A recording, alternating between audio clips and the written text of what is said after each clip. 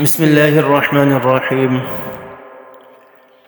آپ صلی اللہ علیہ وسلم کی حدیث کے مطابق والدین جو ہیں وہ یا تو اپنی اولاد کے لیے جنت ہیں یا اپنی اولاد کے لیے دوزخ ہیں۔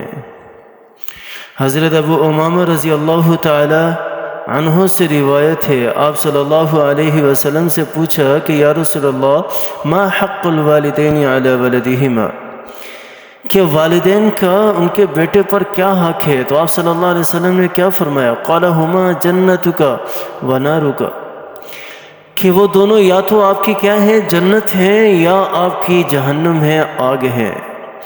اگر والدین کی فرما برداری کریں گے، اگر والدین کی اطاعت گزاری کریں گے، اگر والدین کا کہنا مانیں گے، تو یہ والدین کی فرما برداری، اطاعت گزاری، یہ ساری کی ساری چیزیں ہمیں خدمت جو ہے یہ جنت کی طرف لے کر جائے گی۔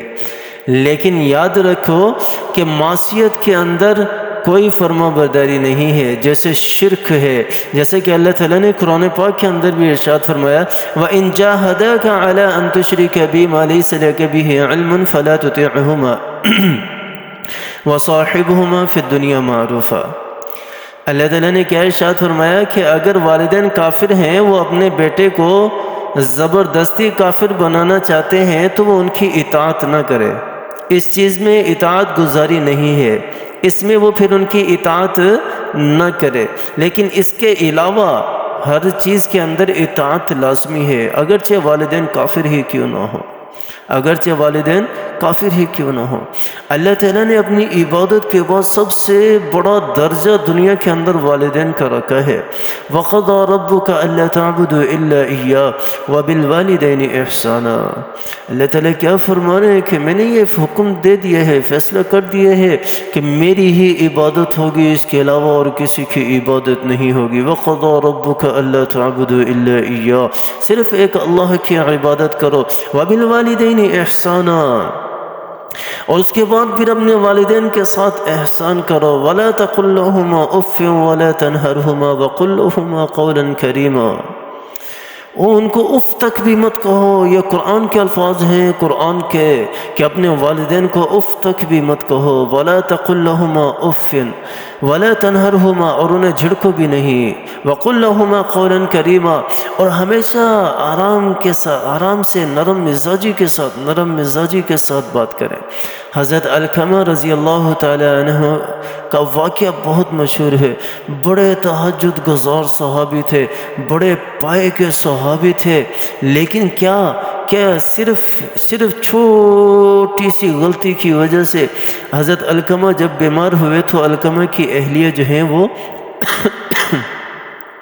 آپ صلی اللہ علیہ وسلم کے پاس آ کر کہنے لگی کہ علقمہ کا وقت قریب ہے، ان کی روح نکل نہیں رہی۔ تو آپ صلی اللہ علیہ وسلم نے صحابہ کرام کو بھیجا کہ جاؤ، جا کر دیکھ کر آؤ علقمہ کی کیا حال ہے۔ تو وہ دیکھ کر آ کر بتاتے ہیں کہ یا رسول اللہ، علقمہ کی حالت تو بہت خراب ہے، وہ کلمہ نہیں پڑھ پا رہے۔ تو آپ صلی اللہ علیہ وسلم پوچھتے ہیں کہ ان کے والدین میں سے کوئی زندہ ہے، کوئی حیات ہے؟ تو صحابہ نے عرض کیا کہ یا رسول اللہ، والدہ زندہ ہے، والد تو انتقال کر گئے ہیں۔ تو کہا کہ ان کی والدہ سے کہو کہ اگر وہ میرے پاس آنا چاہتی ہیں تو آ جائیں، ورنہ میں خود ان کے پاس چلا جاتا ہوں۔ غرض کہ آپ صلی اللہ علیہ وسلم ان کی والدہ کے پاس آئے اور آ کر پوچھنے لگے علقمہ کے بارے میں، بتاؤ کہ یہ کیسا ہے؟ تو والدہ کہنے لگی علقمہ بہت اچھا ہے، نمازی پریزی بھی ہے، روزے بھی رکھتے ہیں، ساری عبادتیں کرتے ہیں، اللہ کے راستے میں خرچ بھی کرتے ہیں، میری بھی ساری باتیں مانتے ہیں، پھر کیا وجہ ہے کہ اس کی یہ کلمہ نہیں پڑھ پا رہا، روح قبض نہیں ہو رہی؟ تو والدہ کہنے لگی کہ یہ جب بھی مجھ سے بات کرتے ہیں نا تو تلخ لہجے میں بات کرتے ہیں، بس یہ اس کا تلخ لہجہ جو ہے نا یہ مجھے اندر سے چیر کر رکھ دیتا ہے، یہ تلخ لہجہ نے مجھے توڑا ہوا ہے اندر سے۔ تو والدہ نے کہا کہ ٹھیک ہے، اپنے بیٹے کو اگر معاف کر دو گے تو اس کی روح قبض ہو جائے گی اور وہ کلمہ پڑھ لے گا۔ ماں کہتی ہے کہ میں معاف نہیں کروں گی۔ تو آپ صلی اللہ علیہ وسلم نے کیا کہا، کیا کیا؟ پھر صحابہ کرام کو کہا کہ لکڑیاں جمع کرو۔ تو ماں ہے نا، ماں ہے، ماں کی شان کوئی بیان ہی نہیں کر سکتا نا۔ تو آپ صلی اللہ علیہ وسلم سے پوچھنے لگی آپ کیا کر رہے ہیں، لکڑیاں کیوں جمع کر رہے ہیں؟ آپ صلی اللہ علیہ وسلم نے کہا کہ آپ معاف نہیں کرو گے، روح نہیں نکل رہی ہے تو ظاہر سی بات ہے جلانا پڑے گا پھر اسے۔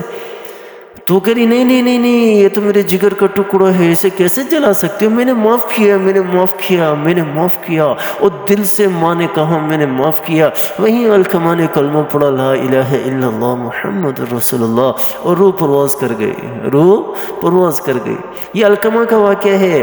آپ صلی اللہ علیہ وسلم کی حدیث ابھی ہم نے پڑھی ہے نا، حضرت ابو امامہ رضی اللہ تعالی عنہ کے بارے انہوں نے کیا فرمایا؟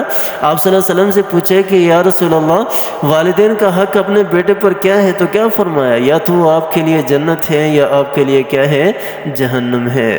اور جتنی خدمت کرنی ہے کر لو، یہ خدمت کر کے یا تو جنت حاصل کر لو، اور یا اپنے والدین کو ناراض کر کے جہنم کا گڑھا اپنے لیے بنا لو، جہنم کا گڑھا اپنے لیے بنا لو۔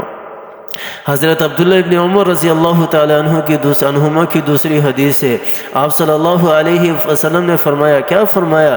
کہ رب کی رضا جو ہے وہ والد کی رضا کے اندر ہے، اور رب کی سختی جو ہے وہ والد کی سختی کے اندر ہے، ناراضگی کے اندر ہے۔ یعنی کہ اللہ تعالیٰ بھی اسی بندے سے راضی ہوتے ہیں جس سے اس کا والد راضی ہو، جس سے اس کا والد راضی ہو، والد خوش ہو اس سے کہ ہاں میرا یہ بیٹا فرما بردار ہے، میرا یہ بیٹا میری خدمت کرنے والا ہے، میرا یہ بیٹا میری اطاعت کرنے والا ہے، فرما برداری کرنے والے ہے، میرے سامنے کبھی بلند آواز میں اس نے بات نہیں کی، اور میرے سامنے کبھی اس نے سر نہیں اٹھایا، اور میرے سامنے ہمیشہ سر کو جھکا کر رکھا۔ آپ صلی اللہ علیہ وسلم کی کتنی بڑی حدیث، حضرت عبداللہ ابن عمر رضی اللہ عنہما فرما رہے کہ اللہ کی رضا ایسے بندے کے ساتھ ہے جو اس کے ساتھ اس کے والد کی رضا ہو، اس کے والد کی رضا ہو، اور اللہ کی ناراضگی بھی والد کی ناراضگی کے ساتھ منسلک کر دی اس حدیث کے اندر، والد کے ساتھ۔ یہ والد کا مقام اس حدیث کے اندر بتایا گیا ہے، والد کا مقام، اور اس سے اگلی حدیث کے اندر والدہ کا مرتبہ بھی بتایا گیا ہے۔ والدہ کا حق باپ سے زیادہ ہے، والدہ کا حق باپ سے زیادہ ہے۔ حضرت ابو ہریرہ رضی اللہ تعالی عنہ سے روایت ہے، آپ صلی اللہ علیہ وسلم سے پوچھا گیا کہ کون ہے جس کے ساتھ میں زیادہ حسن سلوک کروں والدین کے ساتھ؟ تو آپ صلی اللہ علیہ وسلم نے کیا فرمایا کہ ام کا، 3 مرتبہ یہ لفظ استعمال فرمائے کہ تو اپنی ماں کے ساتھ، اپنی ماں کے ساتھ، اپنی ماں کے ساتھ، اور 4تھی مرتبہ آپ صلی اللہ علیہ وسلم نے کہا کہ اپنے والد کے ساتھ۔ ماں کا حق زیادہ ہے، ماں کا حق زیادہ ہے، اور قرآن پاک نے ایسے ہی تو نہیں کہہ دیا وَلَا تَقُلْ لَهُمَا اُفٍّ وَلَا تَنْهَرْهُمَا وَقُلْ لَهُمَا قَوْلًا كَرِيمًا۔ اور قرآن کہہ رہا ہے کہ انہیں اف بھی نہ کہو۔ اف کہتے ہو نا، اف عربی کا لفظ ہے، جیسے ہم تھوڑا سا منہ چڑھا لیتے ہیں نا، منہ یعنی کہ غصے کے اندر آ کر منہ پھیر لیتے ہیں، یا ہوں کہہ دیتے ہیں، یا اس قسم کا لفظ کہہ دیتے ہیں، یا اپنے بیہیویئر کو ہی چینج کر لیتے ہیں، یہ سارے کے سارے اسی اف کے اندر آتے ہیں، اسی اف کے اندر آتے ہیں۔ اور جس سے والدین کو تکلیف ہو وہ سارے کے سارے الفاظ، کردار، بیہیویئر اسی اف کے اندر آتے ہیں، والدین کو ناراض کرنے کے اندر آتے ہیں۔ تو والدین یا تو ہماری جنت ہے یا ہماری جہنم ہے، یہ ہمارے ہاتھ میں ہے، ہم اپنے والدین کو راضی کر کے یا تو جنت بنا لیں یا ناراض کر کے اپنے لیے جہنم بنا لیں۔ ہاں جن کے والدین گزر چکے ہیں ان کے بھی ہے کہ وہ اپنے والدین کے لیے استغفار کریں، استغفار کریں، ایصال ثواب کریں، اتنا زیادہ ان کے لیے ایصال ثواب کریں، استغفار کریں کہ کل قیامت والے دن وہ فرما برداروں میں اٹھائے جائیں گے۔ یہ بھی آپ صلی اللہ علیہ وسلم کی حدیث کا مفہوم میں بیان کر رہا ہوں کہ والدین کے جانے کے بعد اگر کوئی استغفار کرتے ہیں اور والدین کی جو رشتے ہیں ان کو نبھاتا ہے اور ان کے دوست احباب ہیں ان کی عزت کرتے ہیں، تو آپ صلی اللہ علیہ وسلم نے فرمایا کہ کل قیامت والے دن وہ فرما برداروں میں شمار ہوگا اس کا۔ اللہ تعالیٰ مجھے بھی سمجھ عطا فرمائے، والدین کی خدمت کرنے کی توفیق عطا فرمائے۔ والد صاحب تو اس دنیا سے چلے گئے، اللہ تعالیٰ ان کی کامل مغفرت فرمائے، اللہ تعالیٰ اس کی قبر کو جنت کا باغ بنائے۔ اللہ تعالیٰ میرے جتنے بھی نیک اعمال ہیں، قرآن کی تلاوت لفظ ب لفظ ہے، سب سب کا سوال میں اپنے والد محترم ویسے ہی ان کو چلا جاتے ہیں میں بیٹا ہوں، ویسے ہی ان کو چلے جاتے ہیں، لیکن میں نیت بھی کر لیتا ہوں میرا بھی تو حصہ ہونا، تھوڑا سا میرا بھی تو حصہ ہونا، میں نیت بھی کر لیتا ہوں کہ میرا یہ ثواب میرے والد کی روح کو پہنچ جائے، میرے بھائیوں کی روح کو پہنچ جائے، دادا دادی ہے، نانا نانی ہے، میری بیٹی ہے، جتنے بھی عزیز و اقارب ہیں سب کی ارواحین کو پہنچ جائے اور سب کو اللہ تعالیٰ جنت الفردوس میں اعلیٰ مقام عطا فرما دے۔ والدہ حیات ہے، اللہ تعالیٰ ان کی خدمت کرنے کی توفیق عطا فرمائے، اللہ تعالیٰ ان کو راضی کرنے کی توفیق عطا فرمائے، آمین ثم آمین، وآخر دعوانا الحمدللہ۔